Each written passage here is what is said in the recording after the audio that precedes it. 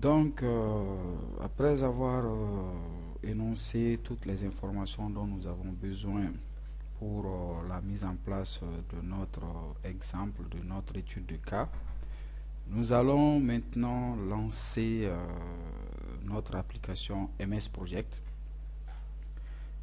afin de voir comment est-ce qu'il faudrait créer un nouveau projet. Donc, pour cela, mon ordinateur est équipé d'un système Windows 7. Une fois que le produit est installé, je pourrai avoir accès à ce produit à partir du bouton démarrer, ici, comme ici. Donc, je vais cliquer là-dessus. Une fois que je clique sur le bouton démarrer, si j'ai l'habitude de lancer le MS Project, je le retrouverai automatiquement dans la barre de lancement rapide. Mais si c'est ma première fois de lancer le logiciel MS Project, là je viendrai dans tous les outils, tous les programmes, pardon. Je vais défiler un peu, je vais chercher Microsoft Office, Office 2013 ou encore Office 2007, ça dépend de la version de MS Project que j'ai sur mon ordinateur. Donc quand je clique sur Office 2013, j'ai l'ensemble des outils de la suite Office 2013 qui sont installés sur mon PC.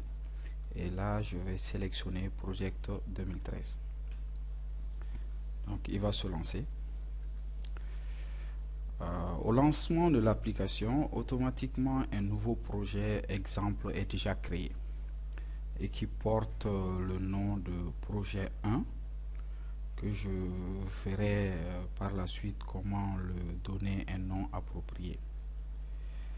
Donc sinon, si c'est un projet existant qui est ouvert, la méthode classique pour créer un nouveau projet consisterait à cliquer sur Fichier, Nouveau, voilà, et là on peut créer un nouveau projet vierge ou créer un fichier de projet à partir d'un projet déjà existant, ou tout simplement créer mon projet à partir d'un classeur Excel ou à partir d'une liste de tâches SharePoint.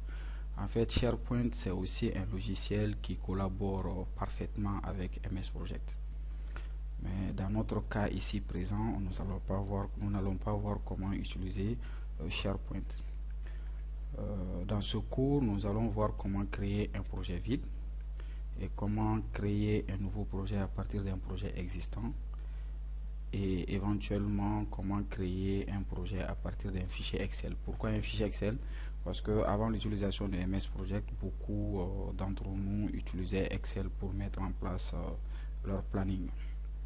Donc ainsi, je clique sur nouveau projet et vu que au lancement il y avait un premier projet qui était déjà créé, qui portait le nom projet 1. Donc le fait d'avoir cliqué sur nouveau projet va me créer un second projet, projet 2.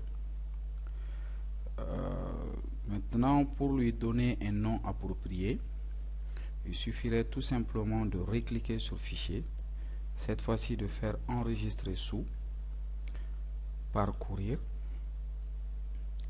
Et là, l'emplacement du projet est important. Ce que je conseillerais, c'est de créer par exemple un dossier dans lequel vous allez rassembler un peu tous les fichiers de projet et tous les documents qui seront liés. Et donc pour cela, je vais venir sur le bureau, je vais créer un nouveau dossier en cliquant là, je vais l'appeler projet e-learning. Voilà, j'ouvre ce dossier. Et là, je donnerai le nom que je voudrais à mon fichier de projet gestion commerciale. Donc ensuite, je vais cliquer sur le bouton enregistrer. Et là, je verrai que le nom de mon projet a changé.